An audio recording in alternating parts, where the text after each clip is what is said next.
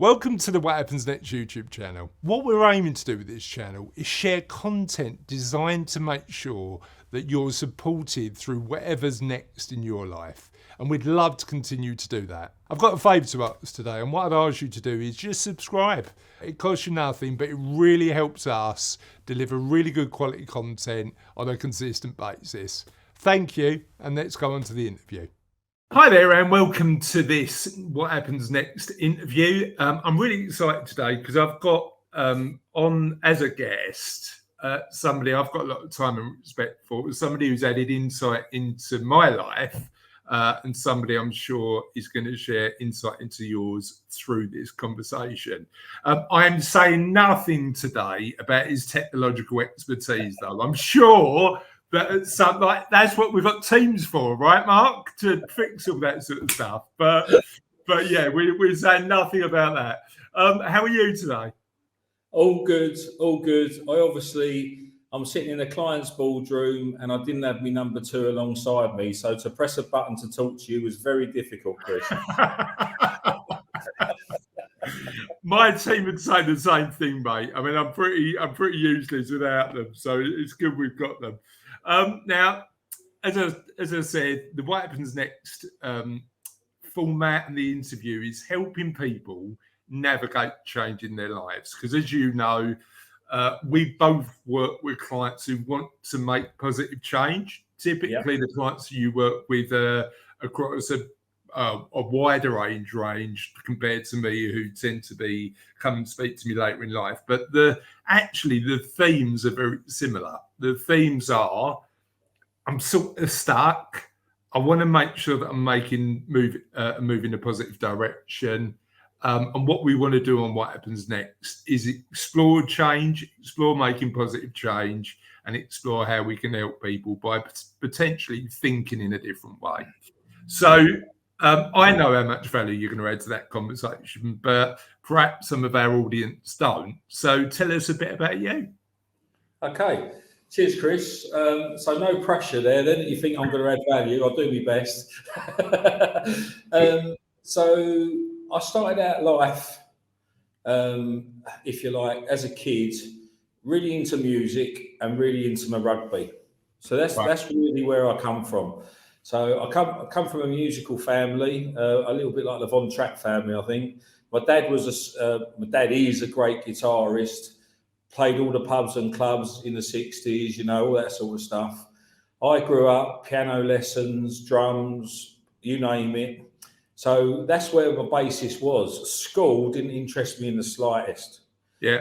And so where my passion come from is, believe it or not, I was a bit rude to the physics and science teacher. So he kicked me out and told me to go and see the headmaster. And the headmaster was the PE teacher. And he said, I ain't got time for you now, boy. Get changed. You're coming out on the pitch. And he was training, doing a rugby session. And then I instantly fell in love with it. And because I fell in love with it, I got reasonably good at it. Yeah. So started electrical apprenticeship with my dad because he owned an electrical company and it was easy. And I hated every second of it. But I was a lazy git that just wanted to play rugby and music. And it got to a point where the Monday club got a bit ridiculous because I was battered and bruised from rugby. And I knew I didn't like electrics, but because I trained in electrics and done my apprenticeship, I thought at that point, and this is a crazy thought when I look back, at the age of 19, my life is worthless if I don't see it through. Right. And when you look back at that, you think, hold on a minute, you've only just sort of started. You've only just started this journey and you've already decided that it's over, but if you make a decision. So stupidly, I believed I couldn't work for anybody. So I created my first electrical company at the age of 19. And that's where my business journey started. It's really interesting. Tell me how music continues to manifest in your life now. How does that play a part? Do you still play an instrument or? So, great question. I don't do as much as I should. First of all, from the positives. So if I'm a great believer, and I'm all around mindset, and I do a lot around mindset. But for me, my go-to safe place is me in silence or me with music in my ears, Yeah, yeah, and it can be anything. And I can drift off with it, and I can just find my own space within it and find my happy place. So, as an overview, I'm now 56 next in a couple of months' time. Music is a really safe place for me.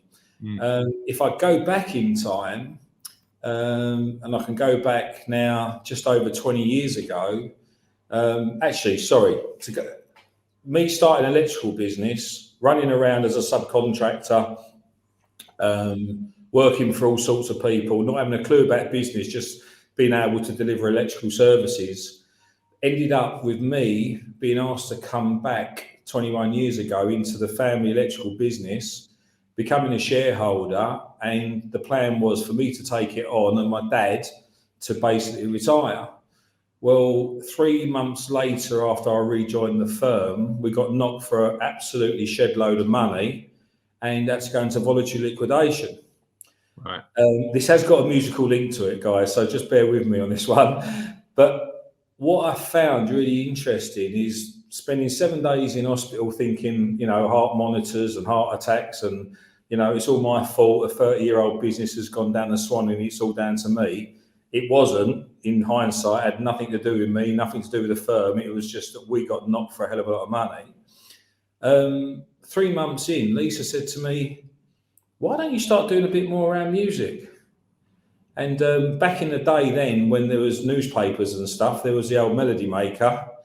And I was coming back on the bus from Barking train station, and I bought the Melody Maker and I was looking through it, and there was an audition to be a singer of a band.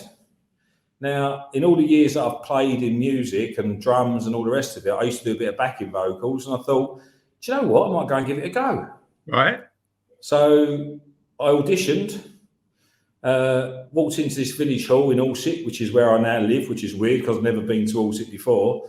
And the guy said, thanks for coming, just waiting for the guitarist and we'll get started. What do you know? And I said, not a lot. What do you do? And he gave me a list, and I started busily trying to remember words to certain songs. And then 2 minutes later, my uncle walked in as the guitarist. Really? You didn't know?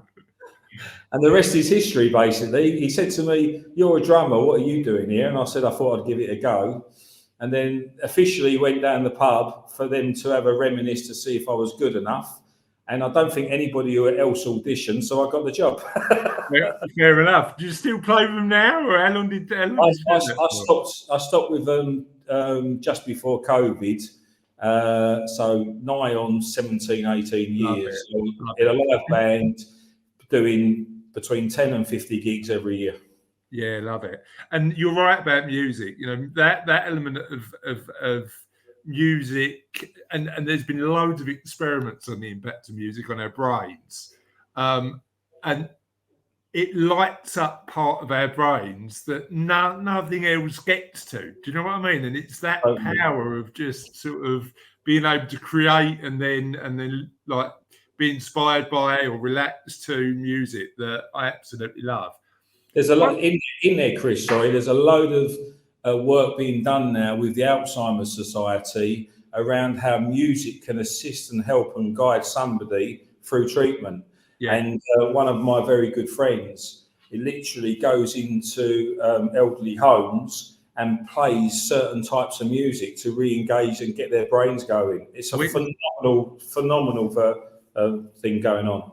I mean, the interesting thing there is that how certain music sparks nostalgia. It certainly does for me. Like, you play a 90s Ibiza tune for me, and I imagine myself being there in the early 90s. It's just that link. Dancing as badly as I do now, to be honest, Mark. It's not my dancing's not improved.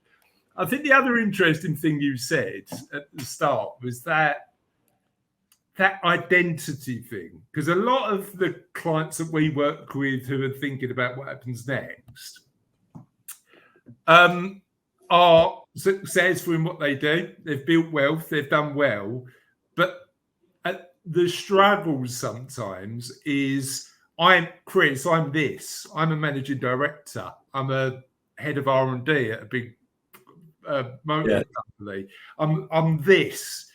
How did you navigate the fact that your identity isn't you? Interestingly, so I learned a lot about my identity playing rugby, and I was playing as a schoolboy sort of rugby player, and I was the guy, you know, for me to be fronting a band, going back to the music, was crazy. I was never the front man. I was always the bloke at the back playing the drums, and I was happy to be there. And I was happy to keep that your role on the rugby pitch as well. Well, that's interesting because it was. And my role on the pitch originally was packing down, keeping us the ball moving, keeping hold of the ball. But then my identity shifted in the changing room. And that identity shift was somebody needed to grab hold of this. Someone needed to let people know that we was going to win or lose this game before we even walked out on the pitch.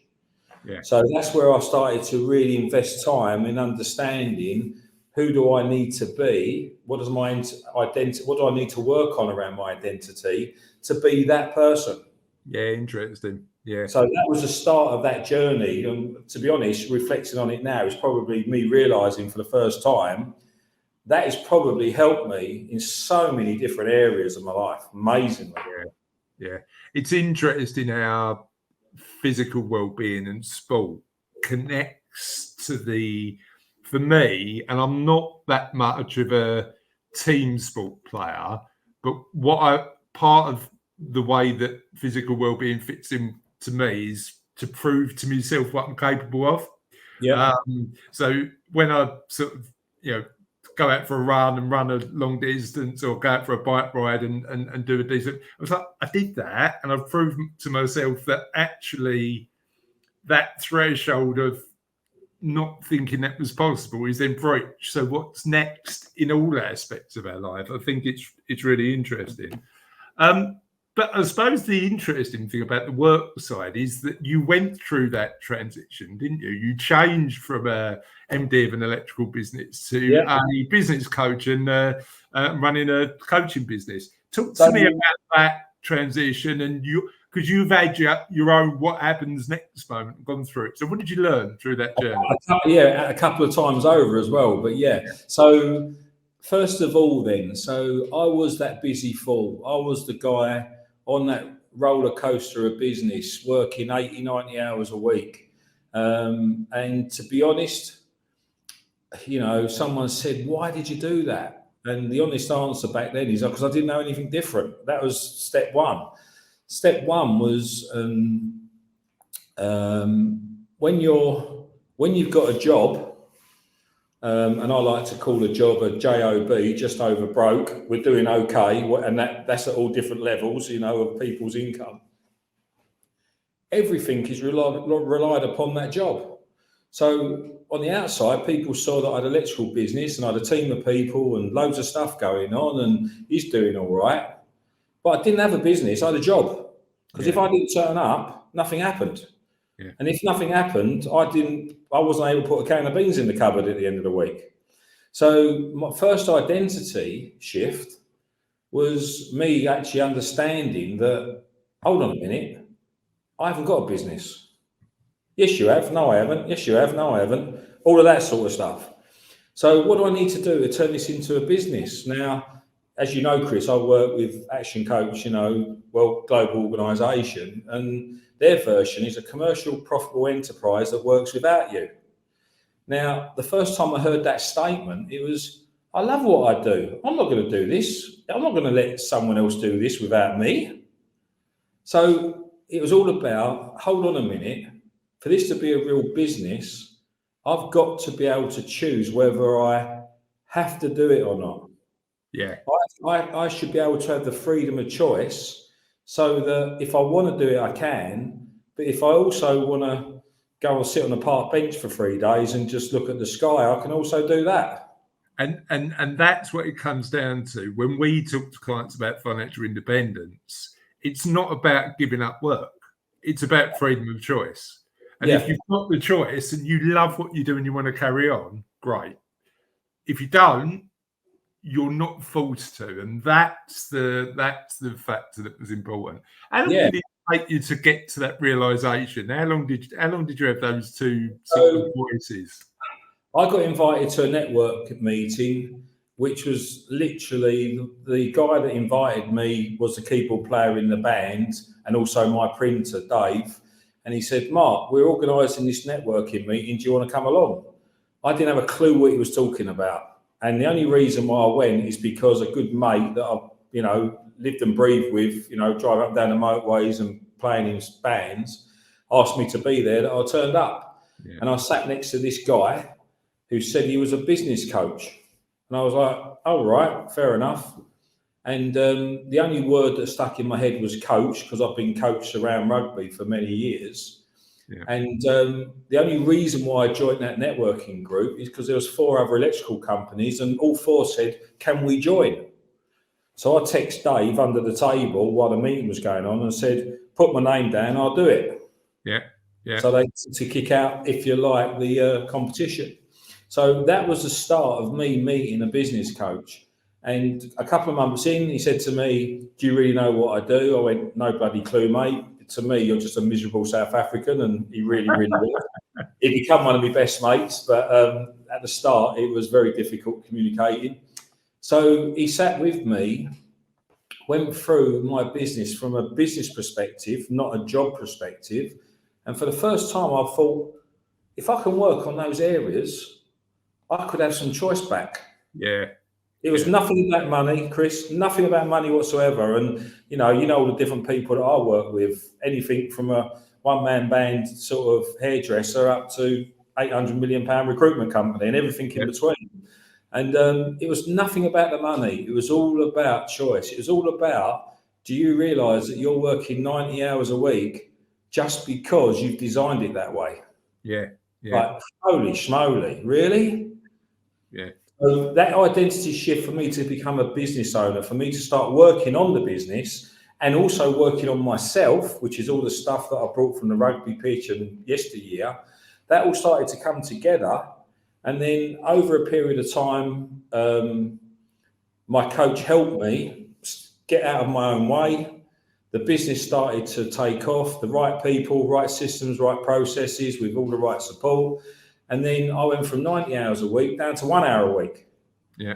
And going back to what some of this audience may be going through or thinking about going through, that next phase was the hardest part that I've ever done in my life. I'd rather go and fight 2 lions at once at London Zoo. And that next step was, nobody loves me anymore and nobody wants me anymore. And I've got all this space and I've got to fill it with something. Yeah. And that bit was critical. Understanding that bit was critical. It's interesting because we assume that freedom of time and building that time is what we're aiming to achieve. And we talk about financial independence a lot, but without purpose, it's a bit empty, isn't it? So what was the next step on that journey where you sort of rediscovered a bit of purpose? So what helped me to understand that next step, believe it or not, was attending a funeral. And I went to a funeral that wasn't religious in any way. And there was a guy at the front that just spoke this poem beautifully. And it wasn't the date that you enter the world, and it's not the date that you leave the world. It's the dash in between. Yeah. And it really got me. Hold on a minute. I've got this gift. I've actually got time on my hands right now. What do I need to do for this to fulfill me and to be of purpose to me and to people around me? Yeah. And I phoned up my coach, Ken, and went, "I'm going to become a coach." It was fantastic. And literally, it was that moment. If I've gone through all this, I've got at that point, I started business when I was 19, and this was now nearly 15 years ago. So give or take 25 years or so of being in business, no, 20 odd years of being in business. And I just thought, what can I do to make a difference so nobody has to go on that roller coaster ride, doing all the hours under the sun? Let me put something in place to make sure that as long as they're prepared to listen, I can help them change. And I wake up every day now, and to be honest, and I'm going through the next phase, and I know me and you spoke about this, my action coach business isn't now about Mark just helping a few people. It's now multiple coaches, multiple people, teams, processes. And I've now got to the next step that I've now got to work that system and process and people so that I can start getting my life back again, because I've fallen back into that trap. Yeah. but like that balance, I actually think we need a bit of challenge in our life to make sure that we're in a position where we've got that push-pull. But what you said was really interesting, because I think the game changes when you start to get older. So I'm 46. Yeah. I said to Catsy the other day, if we just carried on doing what we're doing, we'd be all right. You know, financially, the game's not about the money anymore for me, because we know we're going to be okay. And I was thinking the other day, if it's not about that, what's it about?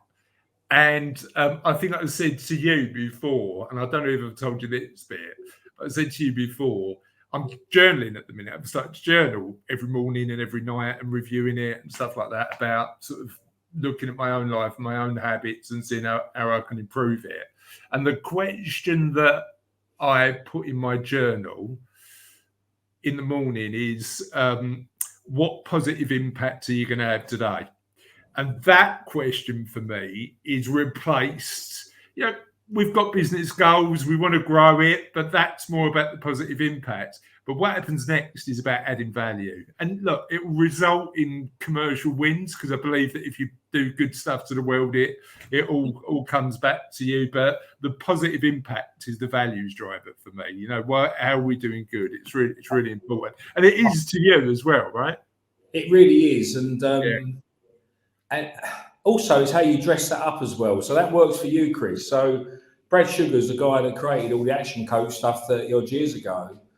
I mean, he was a multi-millionaire at the age of 25. Now, if you don't get really clear on your purpose and you get really clear on what you want out of your life could go really upside down.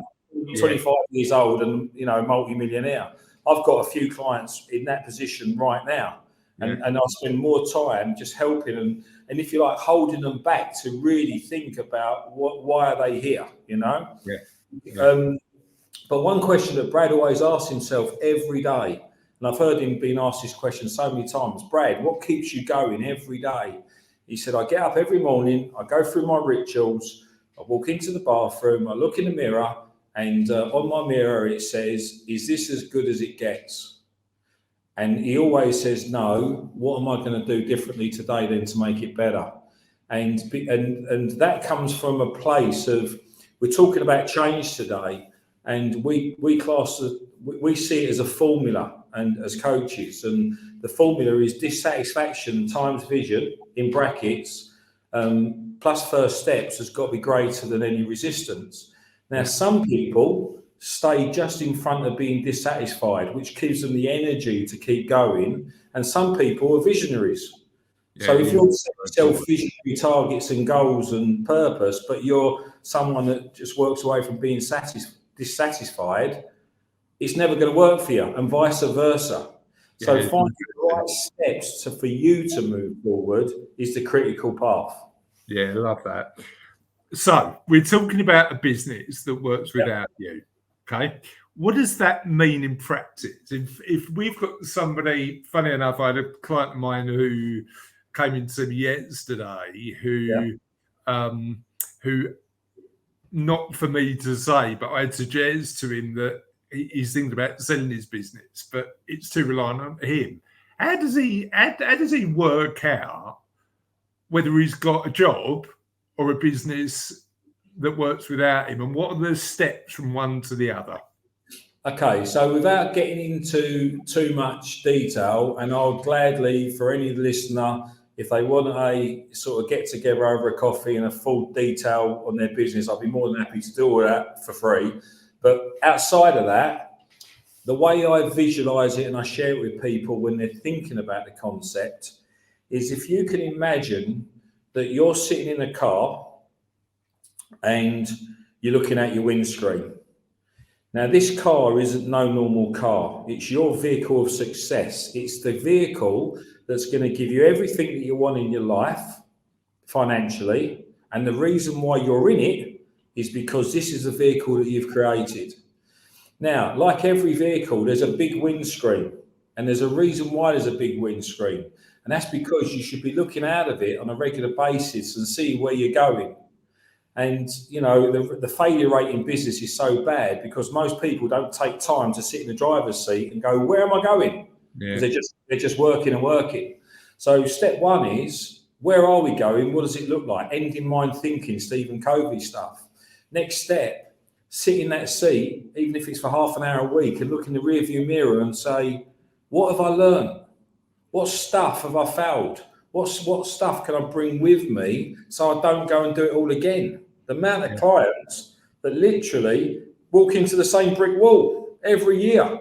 You know, a great question to ask yourself is, when I've been in business for 22 years or whatever, have you been in business for 22 years, or have you done the same stuff every year for 22 years? So once you're sitting in that seat and you can start doing that bit, you start to take control. To get into that seat took me 2 years with a coach to actually help me get away from the cold face. Next step, you've got 4 wheels. You've got a marketing wheel, you've got a sales wheel, operations and finance. If you're very much part of in them wheels, spinning that wheel, you've got a job. So the first step is to, how do I get processes, systems and people in place so all them 4 wheels run at the right speed, at the right time, in the right way, so I can sit in my driver's seat and look at the dashboard and make decisions around what's going on from those 4 wheels. Let me ask you a question on this, and this I'm asking for a friend, and it might be a bit for me.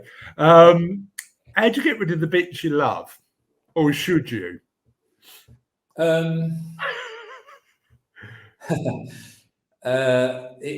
It all depends if the bits you love are getting in the way of your purpose, desire, or your true goals. Interesting. So if you look at the bits that you love, might be keeping you in a denial place. Yeah. You know, if I love going down the pub with my dad on a Friday night and having 47 pints of Guinness and an Indian on the way home, it might not do it might be great because I love doing it, but it might not be helping my health. So first of all, getting clarity on, is this activity getting me to where I need to be for me and for my family and the people around me? Yeah, it's that. Does it make the boat go faster and stuff that I absolutely love? You know, is it getting me to, even though I enjoy it, is it getting me to that place that I get to? Is 100% absolutely key. And I suppose all of this comes to the way that we see the world, the way that the stories we tell ourselves, and our mindset. And it's interesting, isn't it? Because it's that, you know, as you know, I'm a fan of Stoicism, and I think about the world through that Stoic lens quite a lot. And one of the things about the Stoicism is that all life is the stories we tell ourselves, right? How do we get to a point where we're thinking about life in a different way that allows us to not get trapped in the things we're doing currently?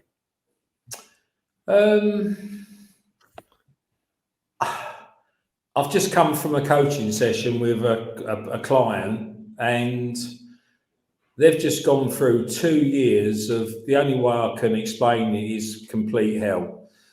Being knocked for money, chasing debts, you name it. He's done amazing to keep all the plates spinning and to move forward.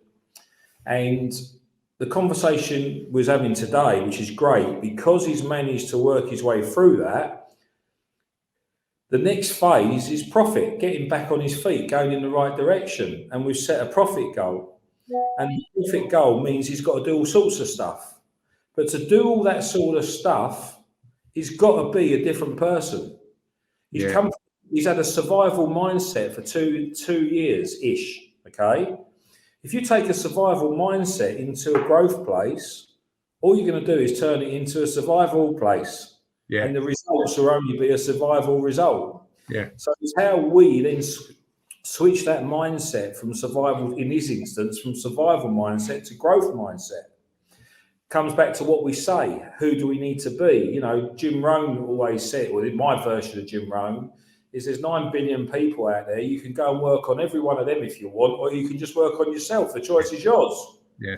So first of all, working on yourself and understanding, you know, the question around, are you a body with a mind or are you a mind with a body? We could spend the next 27 days talking about that. But I totally believe. Well, we could do it in the pub when you're drinking your 49 pints of Guinness. I mean, I don't know how you're going to fit that in on a Friday night, to be honest, Mark. I mean, that would take. Yeah, but getting the be right so you can do right is critical. Yeah. And how do you support your be? And I always, for me, when I take it to a logical place, I always use the book Hal Elrod's Miracle Morning.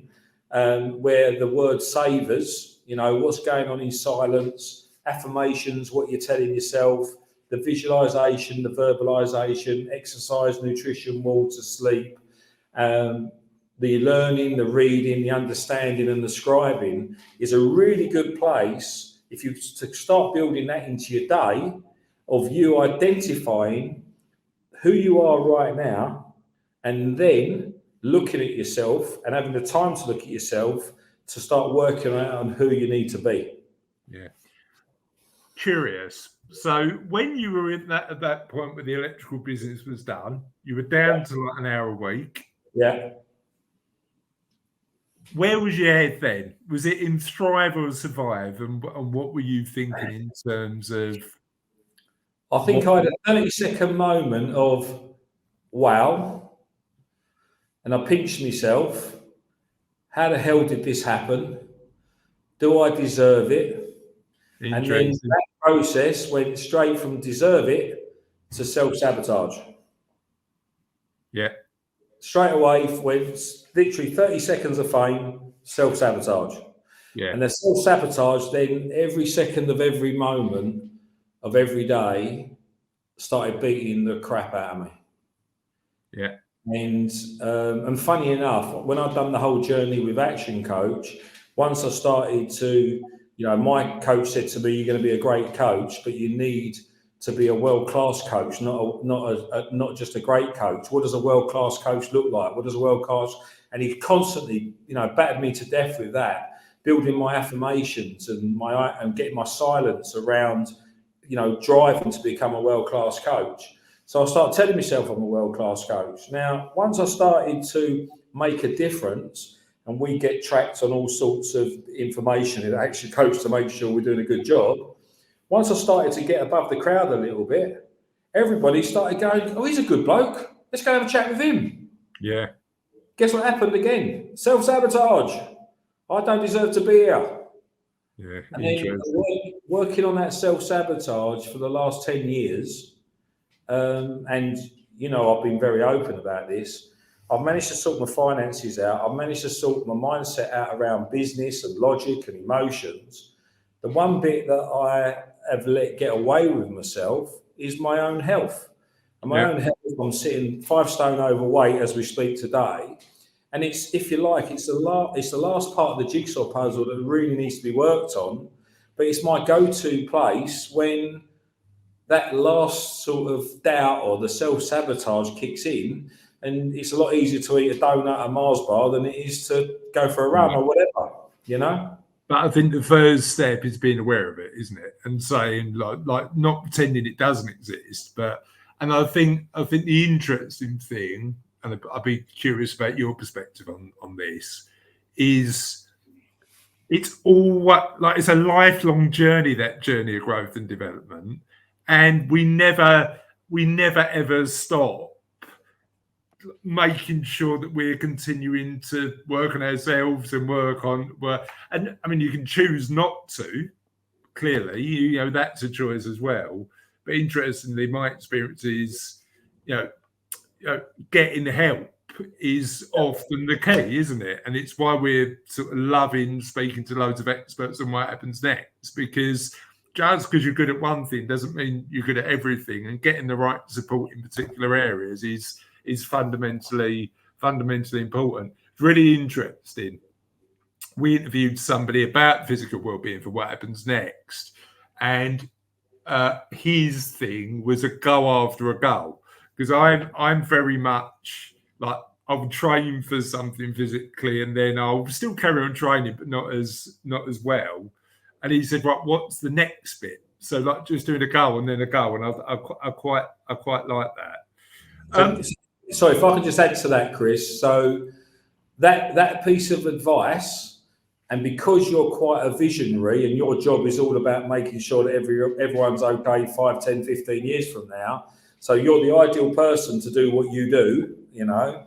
So that advice for you in Formula for Change is the right advice, because you're looking at the next step. Yeah. But if you're somebody that, you know, has got to find £30,000 by tomorrow morning, otherwise lose the business, the only thing they're focused on is now.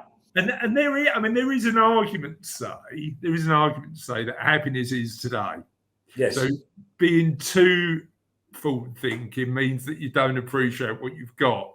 And it's really interesting when I'm writing the What Happens Next book at the minute, and I'm doing the journaling, to just one of my things that I do in my journal every morning is just 3 things I'm grateful for.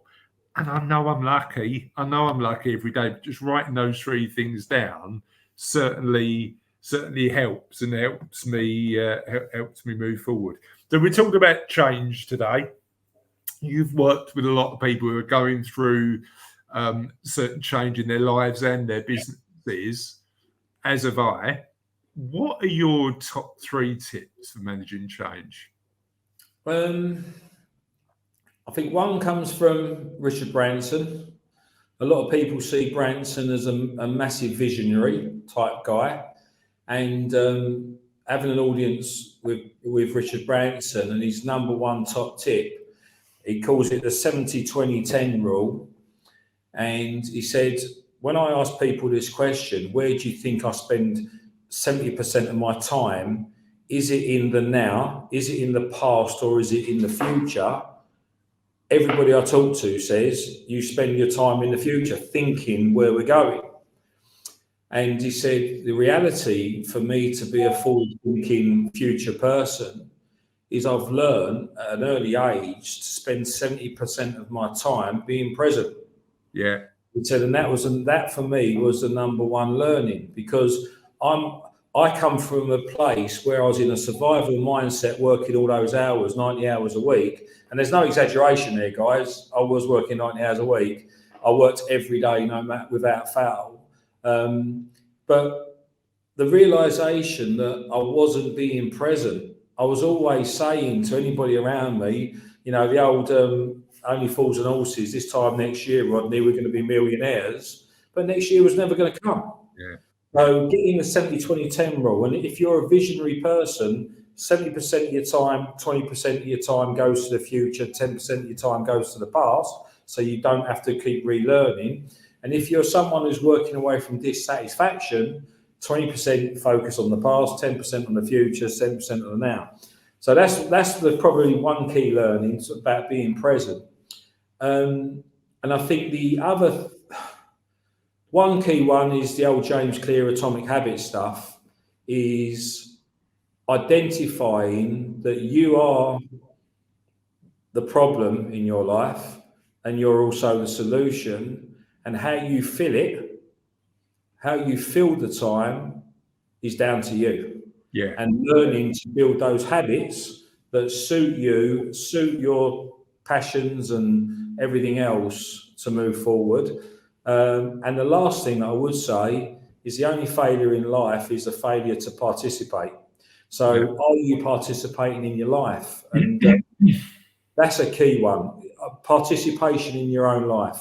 Yeah. And for the guys on here that are thinking, you know, I love what I do, so I'm going to keep doing it. Is that coming from a true place, or is that coming from a denial place because you just don't really know what you should be doing differently? Oh, do you know what? I think sometimes it's fear. Sometimes it's that element of going, well, I know this. I know that I run this successful business, or I know that I'm respected in my field.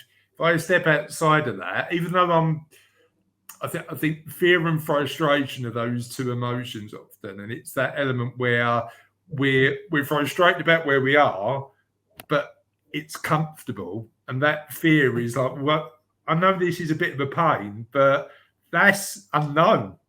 Yes. And those two measures are like a pull and a push. And I think, interestingly, it's often when, and as you know, we work with a wide range of clients, but for those clients who are thinking about what happens next, it's when the pull gets greater than the push. You know, it's like, well, I'm definitely not doing that for the next 10 years, so I need to think about next change. So Atomic Habits is number 2. What's your third one? I think it probably comes to mind because it's a book that we just read together, The Compound Effects. But you know, most people are having these thoughts in the, if you like, the second or third phase part of their life. And I think if you've been on that 40-year plan, so we're born, we go through school, some of us get out at 16, 18, and some get out at 23, 25. But at the age of 25 to 65, according to the world, whatever that means, we go work, come on, go work, come on, go work, come on, go work, come on. And we're supposed to do that for 40 years to put a can of beans in the cupboard, make sure the lights come on in the street and everyone's happy, paying our taxes and everything else.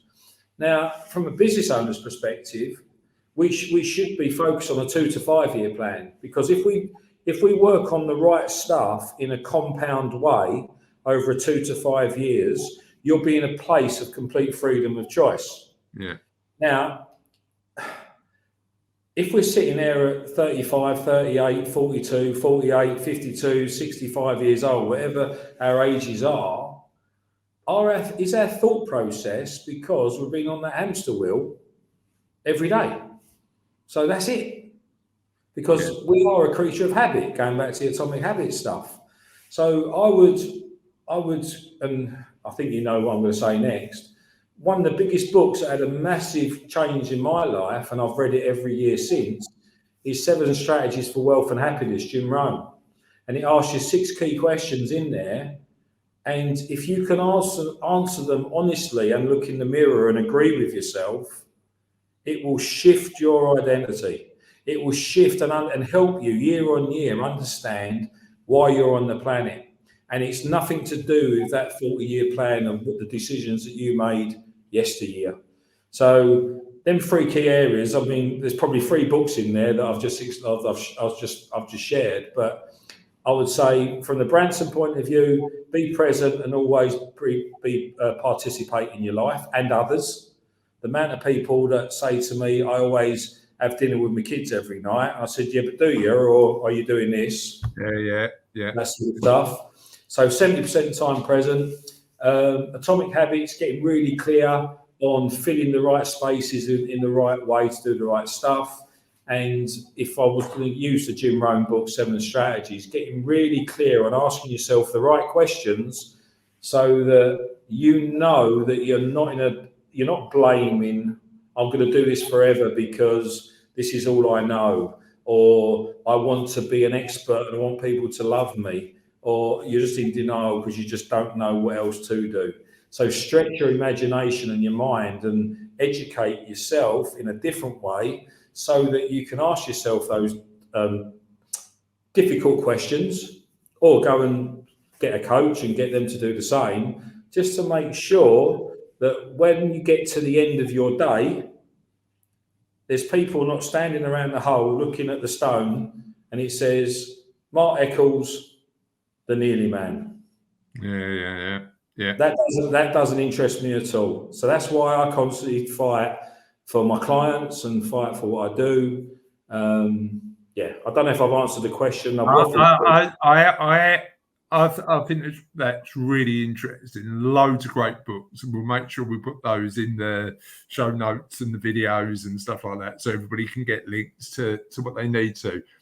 I did that gym road exercise earlier in the year, thinking this is good. I'm quite good at this sort of stuff. I'm like, I know I need to develop and change and stuff like that. And I shouldn't have started it while I was on my way out to a Burns night supper, to be honest, because I was sitting with my dad at a jazz club in Canary Wharf, going, "Who am I? What do I want?" So probably do it in a darkened room with the curtains closed when you've got some time to think, instead of when you're going out with your dad. But the interesting thing for me is I didn't find that exercise particularly easy. But definitely worthwhile because it clarifies certain bits and then makes you question certain bits. One thing I often find is I've got clients who never going to run out of money again. So the financial well-being or the financial questions answered, but still continue to work because. And I suppose there's a bit of a challenge here as well. Is it because that's what they've always been used to, so they've gone back to the norm, or actually they enjoy the thing that work brings them? If people achieve their goals and have got freedom of time, what role do you think work plays in people's lives? What role? What? Sorry, the last bit. What does work or business play in people's lives? I'm getting sort of 2 or 3 different sort of possibility answers there, but I think first of all, some of the key reasons why we keep doing what we're doing is the reasons why we set goals in the first place. We want a pat on the back.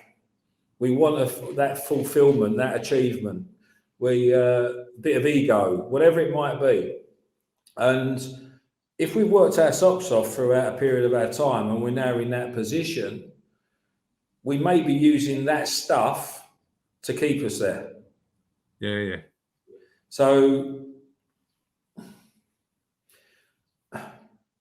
it's working harder on yourself to make sure keeps coming back to that. The word that just keeps coming back into my head is denial all the time. Yeah. And we spend, so much time in that space because we're in that comfort zone.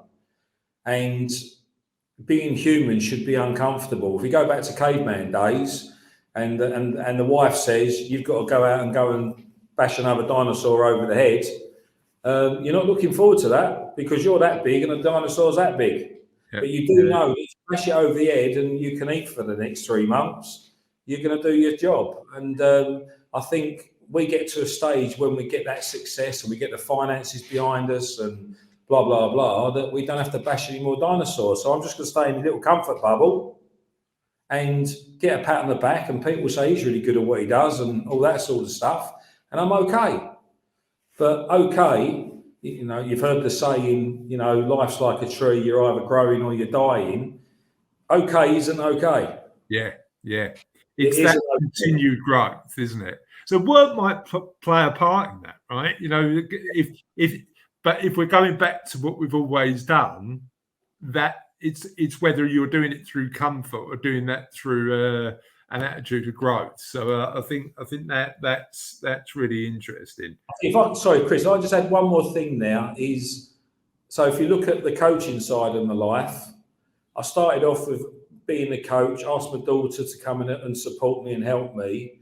We then took that, got it to a place where I physically couldn't coach any more people and I didn't have any more time. I was running out of hours in a day. So I had to create a coaching firm. So I created the coaching firm and now got multiple coaches working for us. And I spent the last 2 years, if you like, treating my business as my number one client.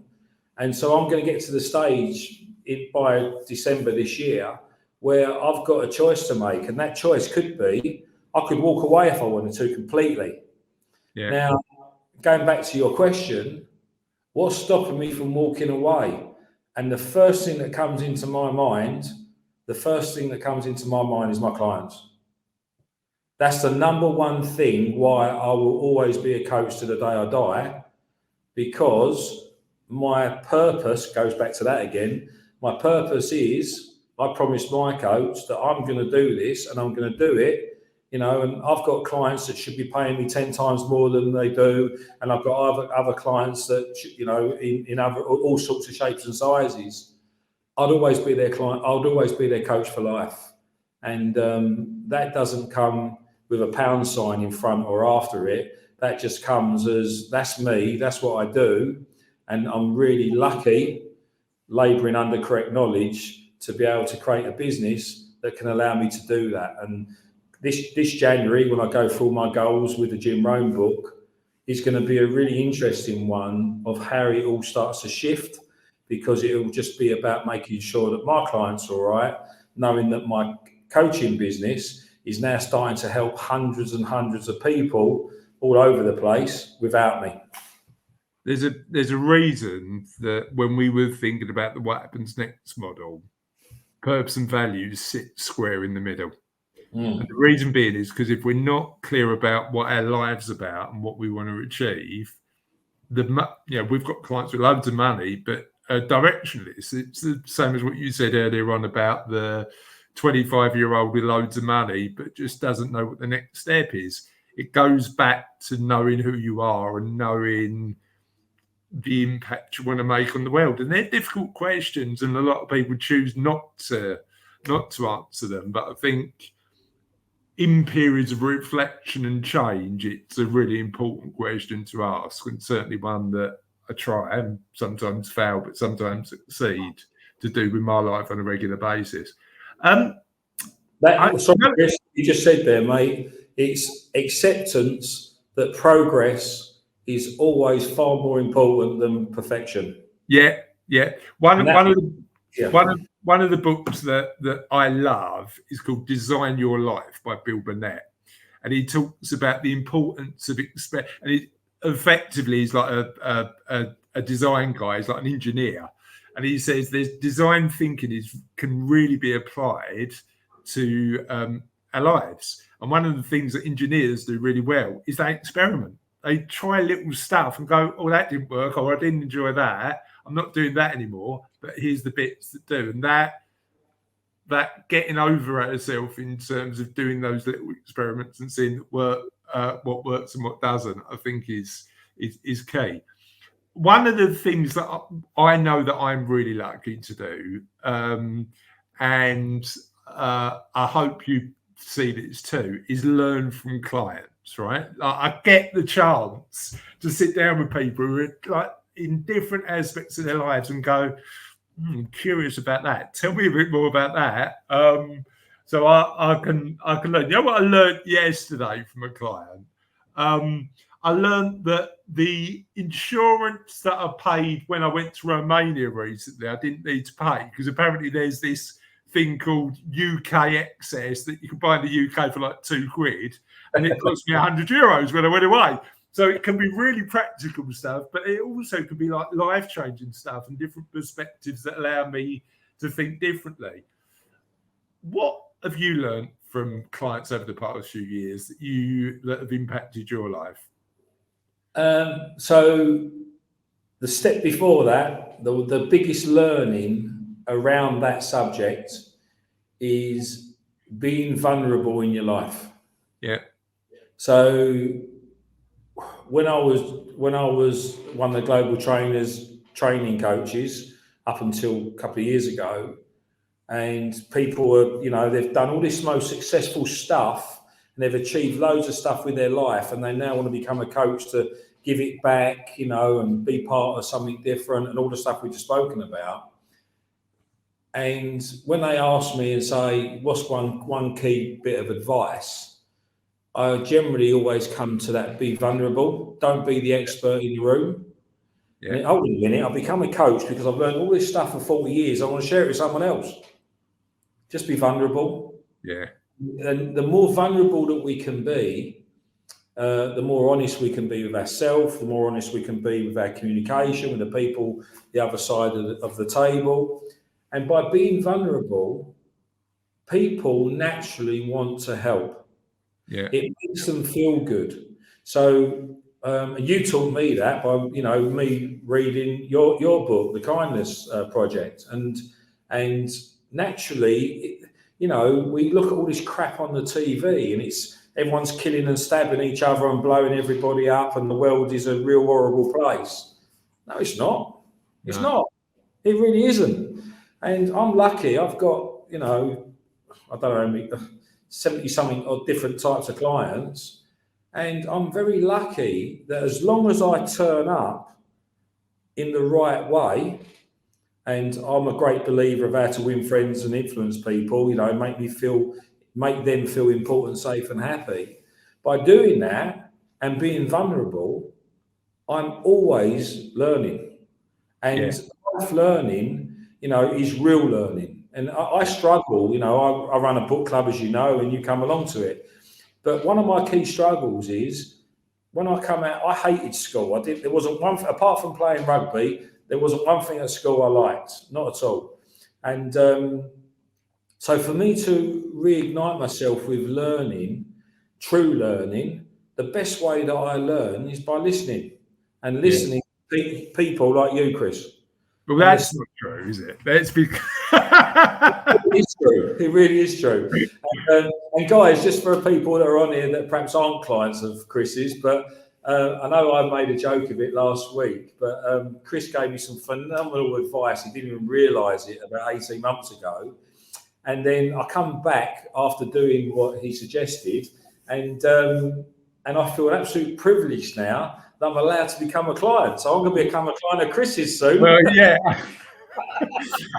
Look, before you say you're privileged, let's start working together first. You might feel differently, but seriously, Chris, it is a privilege. But more importantly, is because of the way you approach every subject and every person, and which is and vulnerable might be a big word, but I use it for impact. Yeah, you're right. Because I turn up like that, my ears are always open, open.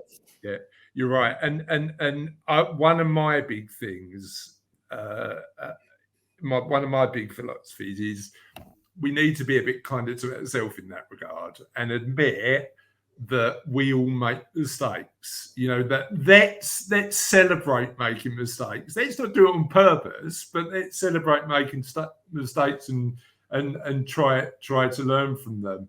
And I think I shared in the book, I think it's the biggest mistake I ever made. And if you haven't read the Kindness Project book, let me know and I'll get a copy sent out to you in exchange for a donation to a charity.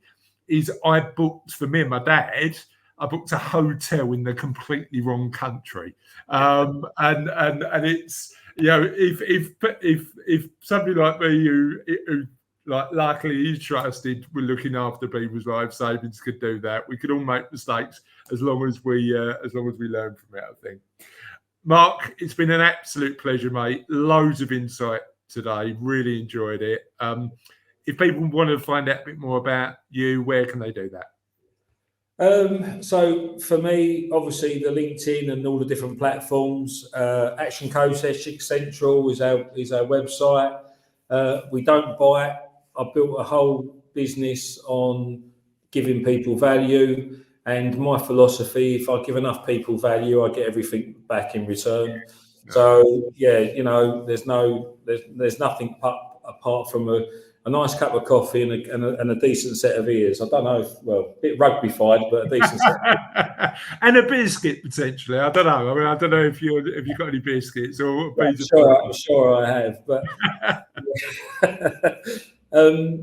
I suppose if you don't mind me obviously I've been a coach now for many, many years. And if I didn't ask a question, Chris, I wouldn't be doing the job properly. So just one sentence around why you're doing this right now in your life, if you wouldn't mind sharing with your audience. Yeah. So the reason that What Happens Next exists is because I know how difficult it is to manage that change.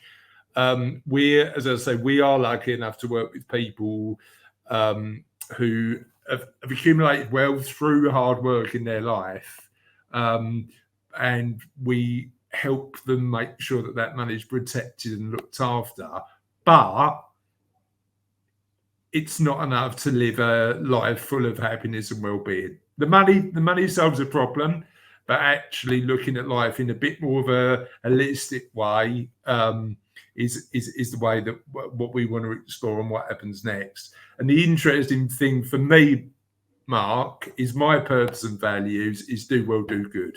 So one of the things that's really important to me, by sharing these conversations, by sharing different insights, by looking at how other people see the world and learning from those experiences. If one person emails me and says that was a really useful conversation, that's job done. I've been lucky enough, and you were thankful that you mentioned the Kindness Project earlier, to get involved in the hobbies that hopefully have a positive impact in the world. And my aim is that What Happens Next is another one of those. So yes, it might generate commercial success. Yes, it might do all that. But the purpose of values bit is that we do a bit of good by helping people understand that they're not alone. We all struggle with making change, and by learning in that process. I could argue in a really selfish way that I'm 46, so I'm doing it for me in 10 years' time. And there's part of it, but actually I think we can have a lot of value by having really good conversations. And thank Chris, you. I would say to you, don't argue, just accept. And when we all get on the plane to go on our hollybobs or whatever we're doing, there's always a part in the setup that says, if we get into difficulty, the oxygen mask falls down, always put it on you first before you put it on anybody else. Yeah. So please, Chris, keep doing what you're doing, because that's helping everybody else. And more importantly, it's helping you. Thank you, mate. Really appreciate that.